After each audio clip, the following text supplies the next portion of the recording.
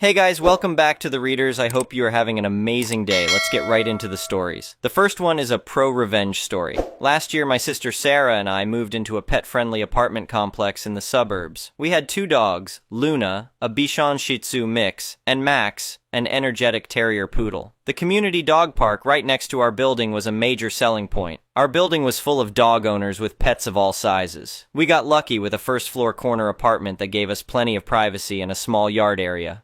Max, being part terrier, could be vocal when left alone. When we were home, we used clicker training to manage his barking. He'd stop and come running whenever we clicked. Due to our work schedules, I was home mornings while Sarah covered afternoons, leaving only a few hours when no one was home. About 4 weeks after moving in, we found a note taped to our door. It read, "To whoever owns those mutts, I don't care how new you are here, but your dog's constant barking is disrupting my sleep before my important job. Find a way to silence them immediately." Sarah took the note to the leasing office, concerned about how to handle it. The manager, Mrs. Chen, just sighed and said, "Don't worry too much. Mr. Peterson has done this to every dog owner in the building, but maybe try to figure out what triggers the barking when you're gone." We investigated and discovered Max was barking at neighborhood kids who played near the electrical box outside our window. We blocked that area off when we were out and started playing classical music to keep him calm. A week later, there was an aggressive knock at our door. Standing there was a tall man in an expensive suit, face already red with anger. "I'm Mr. Peterson from Unit 312, he barked. "Your dogs have been keeping me up every single day with non-stop barking." "That's not possible," I replied calmly. "We've both been home today and Max has barely made a sound." He jabbed his finger toward me. "Don't tell me what I heard. If you can't control those mutts, I'll have animal control take them away. I've done it before and I'll do it again. Then I'll have you evicted for lease violations. I've got money and influence here. This complex needs tenants like me. Silence those dogs or face the consequences." After he stormed off, our neighbor Lisa told us he'd made similar threats to 3 other dog owners that same day. Sarah finally agreed to report him to management. Mrs. Chen assured us, "Just document any further incidents." We actually offered him a unit away from the dog owners, but he refused, saying, "The dogs are the problem, not me." The threats affected Sarah deeply. She bought a citrus spray bark collar for Max, which I hated, but it helped ease her anxiety about going outside. We only used it when neither of us was home. Things were quiet for a month until animal control showed up at our door. The officer said, "We received an anonymous report about neglected dogs barking due to abuse." Sarah invited her in, hands shaking. "Please, let me show you everything. Our dogs are well cared for." The officer, Miss Rodriguez, watched Luna and Max playing happily. "This is clearly another false report," she said. "We've gotten several similar anonymous calls about other apartments here. If you receive any more threats, try to document them." Sarah became increasingly paranoid about leaving the house, terrified of losing our dogs. Usually I'm pretty laid back, but seeing my sister so distressed made me angry. I researched local laws and lease terms, then waited for Sarah to visit our aunt before implementing my plan. One Saturday afternoon, I sat outside playing loud dog barking videos on my speaker. Soon enough, Mr. Peterson came charging across the courtyard. I started recording on my phone as he approached. "Can I help you?" I asked sweetly. "You're dead meat now," he snarled. "I warned you what would happen if you didn't shut those damn dogs up. I'm getting them seized and you'll be homeless when I'm done. Hope they put those mutts down and you end up on the street." "So," I said carefully, "you're saying I'm not allowed to have any noise, including dog barking between 7 a.m. and 11 p.m.? "Exactly, you little... And you're making these threats while standing on my porch at 2 p.m.? Won't be your porch much longer." "That sounds like a serious threat against my family and pets." "You're damn right it is." I stopped recording and smiled. "Please, have a seat. I have some documents to share with you." I showed him the county noise ordinance allowing dog barking between 7 a.m. and 11 p.m., the lease clause about threats being grounds for eviction after one warning, and finally the zero-tolerance policy for threatening residents on their property. His face went pale as he realized what he'd done. Without another word, I went inside and sent the recording to the leasing office. A week later, Sarah came home with news from Mrs. Chen. Mr. Peterson was being evicted. Other dog owners had come forward about his harassment too. We threw away the spray collar, and while Sarah still gets anxious sometimes, she's getting help. I don't regret standing up to him, just wish it hadn't been necessary. The next one is an entitled people's story. I inherited my grandfather's 80-acre farm in rural Pennsylvania back in 2019. It's been in our family for 3 generations, and I grew up helping him tend the crops every summer. When he passed, I left my office job in Pittsburgh to take over the farm full-time. It's not the easiest life, but it's honest work, and I love every minute of it. The farm sits between a state highway and a newer housing development called Lakeview Estates, though there isn't actually a lake anywhere nearby. The development was built around 2015 and has about 150 homes, all controlled by one of those notorious homeowners associations that think they own everything in a 5-mile radius. My problem started in March 2023 when I discovered construction equipment on my property one morning. A crew was actually grading and laying gravel for what looked like a road cutting right through my southwest field, about 400 yards of my land connecting the housing development to the highway. I immediately went out there and confronted the crew foreman. "What the hell do you think you're doing on my property?" I demanded. He pulled out some papers and said, "We have authorization from Lakeview Estates Homeowners Association to build an access road here. It'll give residents a shorter route to the highway." "I never authorized anyone to build anything on my land," I told him. "This is private property. You need to stop work immediately and get your equipment off my farm." "Look, buddy, I just do what I'm told," he shrugged. "Take it up with the Homeowners Association. We got paid to do a job." I called the police to report the trespassing, but by the time they arrived, the crew had already packed up and left. The responding officer took my statement and photos of the partially completed road. That afternoon, I got a call from Karen Thompson, the Homeowners Association president. I'd never met her, but her reputation preceded her as someone who thought rules didn't apply to her. "Mr. Mitchell, I understand you caused some trouble with our road crew this morning," she said in that condescending tone Homeowners Association presidents seem to perfect. "You mean when I stopped them from illegally building on my private property?" "Yes, I did. There's no need to be difficult about this. The road will benefit everyone. Your property value will increase with better access. The board voted and approved this project months ago." I couldn't believe what I was hearing. "Your board has zero authority over my farm. I never agreed to this, and you never even contacted me. What you're doing is illegal." "Actually," she replied smugly, "we have easement rights through adverse possession. That path has been used by residents as a walking trail for years. That's complete nonsense, and you know it. No one has permission to cross my property. Remove your equipment and materials by tomorrow, or I'll have everything towed at your expense." She actually laughed. "Good luck with that.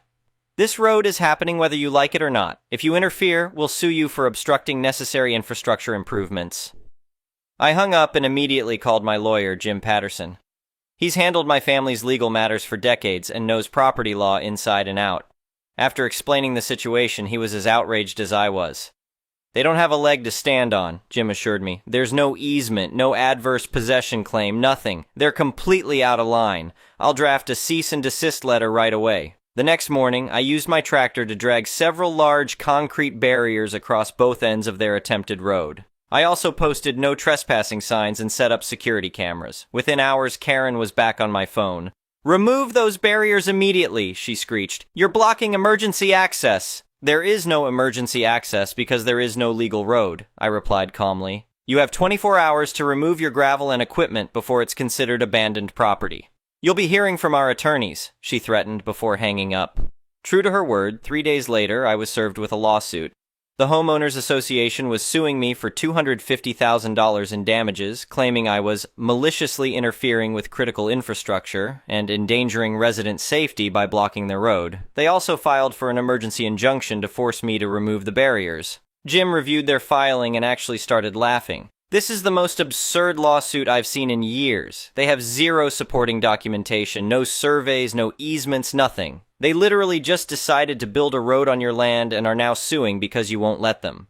We filed a strong response and counterclaim for trespassing, property damage, and legal fees. The initial hearing was set for 2 weeks later. In that time, I documented everything meticulously. I took photos and videos showing the extent of damage to my field. I gathered satellite images proving there was never any trail or path there before. I even had a licensed surveyor formally document my property boundaries. Meanwhile, the Homeowners Association tried to wage a PR war against me. They sent letters to all residents painting me as an unreasonable farmer, selfishly blocking community improvements. Some residents even started protesting at the edge of my property with signs calling me a NIMBY and anti-progress.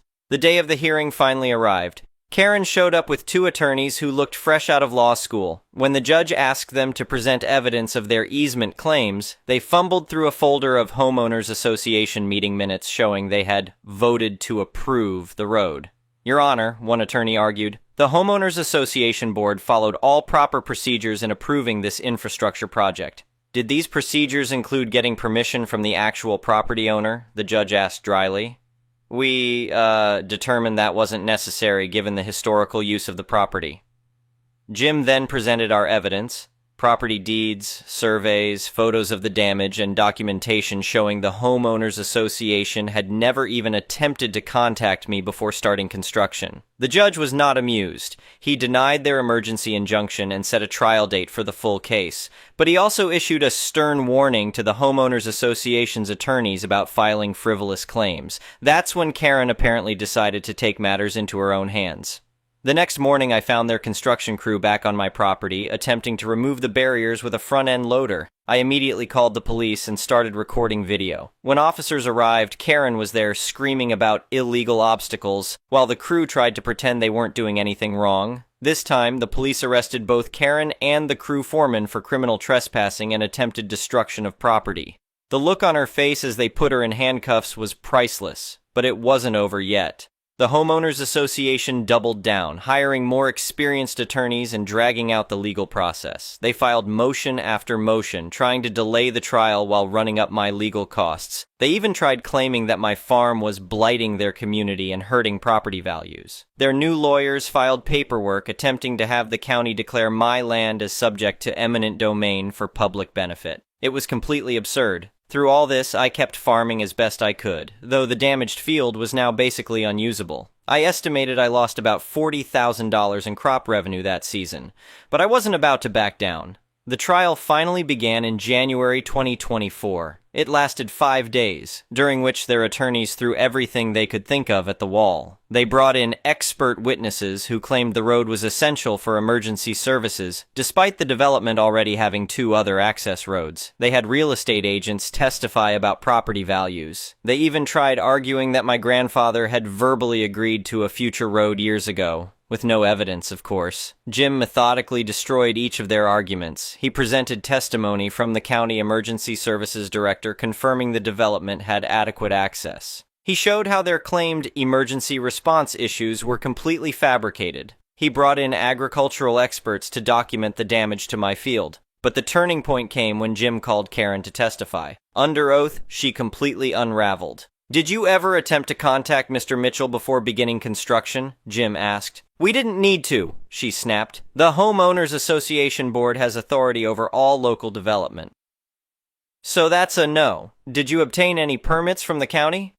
"Those wouldn't have been necessary for a private road." "Are you aware that construction permits are required for any new road, public or private?"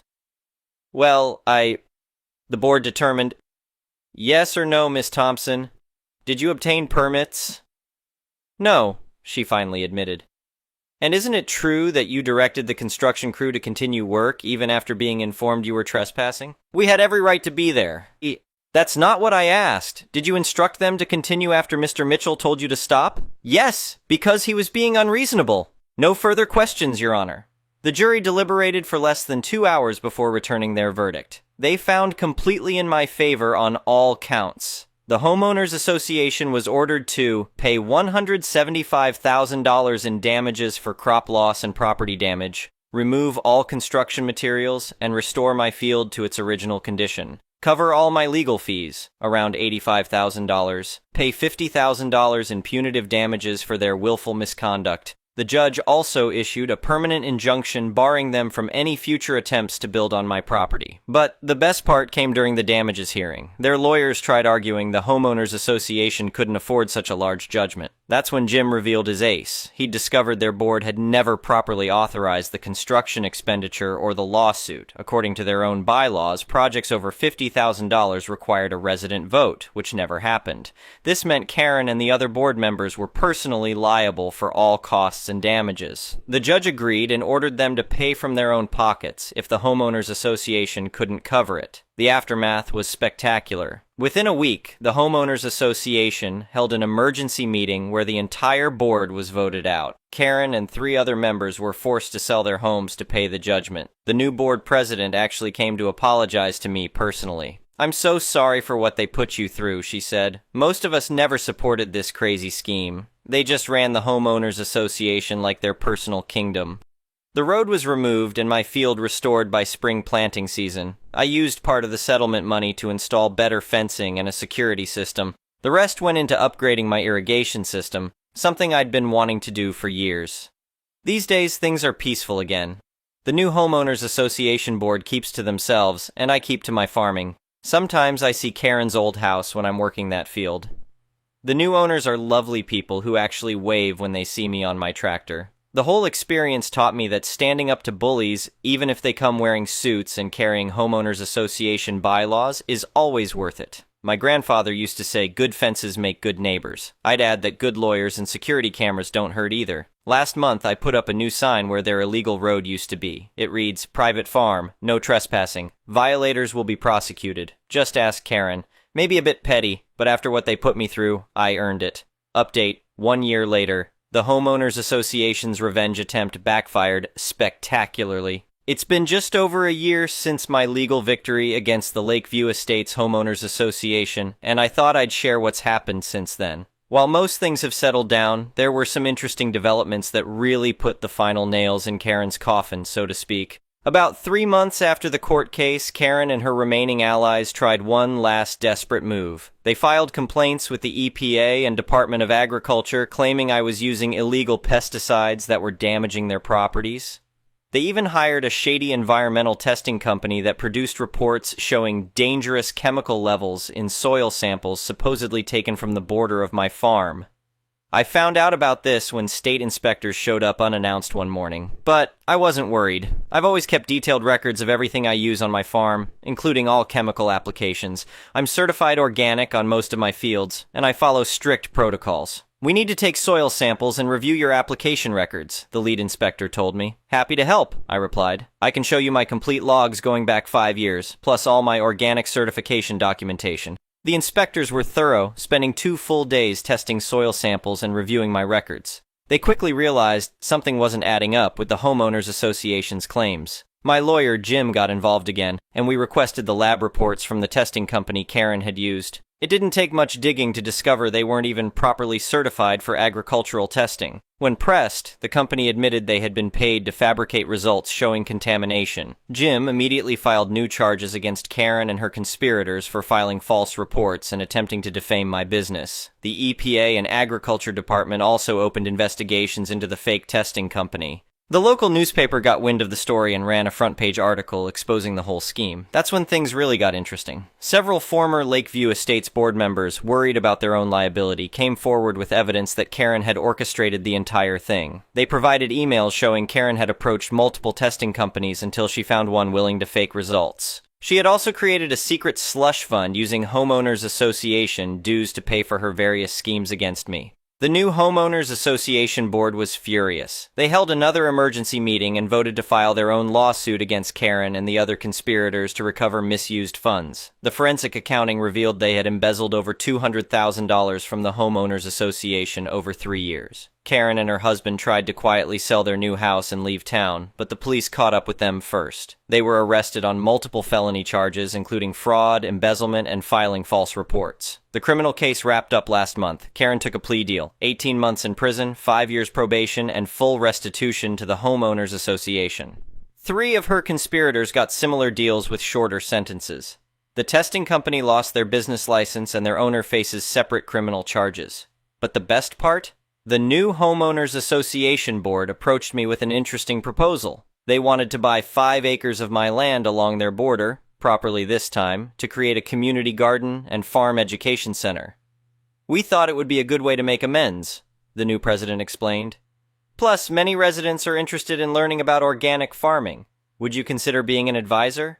I thought about it and decided it was actually a good idea. We negotiated a fair price, did all the proper surveys and permits, and closed the deal legally. This spring, we're breaking ground on the garden plots. I'm helping design the layout and will teach some basic farming classes. The whole experience has turned into something positive for the community. Several families from the development have kids who now help out on my farm during summer break. I'm teaching them about sustainable agriculture and they're learning where their food really comes from. Last week, I took down my snarky Ask Karen sign. I don't need it anymore. Her own actions did far more damage to her reputation than any sign could. The new neighbors are good people who respect boundaries and actually care about doing things the right way. The land where they tried to build their illegal road is producing record crops this year. I used some of the settlement money to install a state-of-the-art irrigation system, and it's paying off better than I expected. Jim still jokes that he should thank Karen.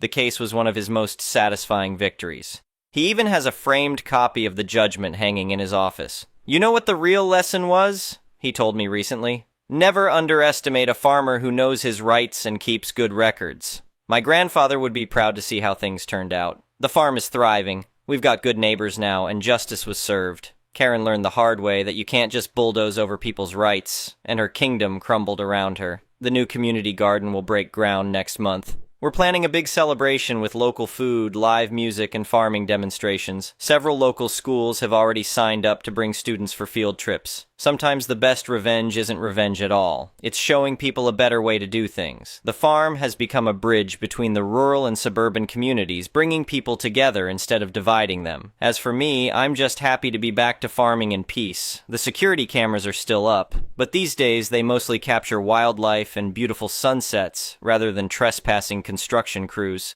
I've started mentoring a young couple who want to start their own organic farm. Teaching them reminds me of working alongside my grandfather, learning the rhythms of the land and the satisfaction of growing food. Karen's old house sold again recently. The new owners are a nice family who bring me fresh-baked bread sometimes. Their kids love helping collect eggs from my chickens. It's amazing how much can change in just 1 year when you stand your ground and let justice take its course. That's my update. The farm is doing great. The community is healing, and the bad actors got what they deserved. Sometimes happy endings do happen. They just take some work, good documentation, and a willingness to fight for what's right. Thank you for watching. I would really appreciate it if you could like the video and subscribe to our channel if you haven't already. We'll see you again tomorrow.